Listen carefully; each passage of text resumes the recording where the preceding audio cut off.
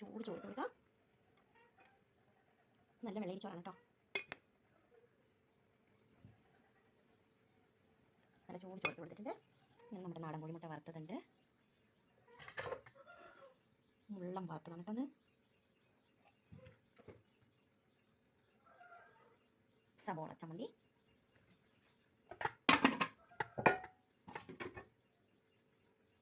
ഉരുളക്കിഴങ്ങ് മെഴുക്ക് വരട്ടി വെച്ചത്.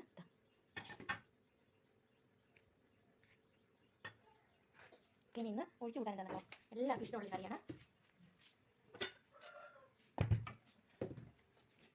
അപ്പം നല്ല ഉണക്കമത്തിയും മാങ്ങയും കൂടെ ചാറ് വെച്ചതാണ് കേട്ടോ.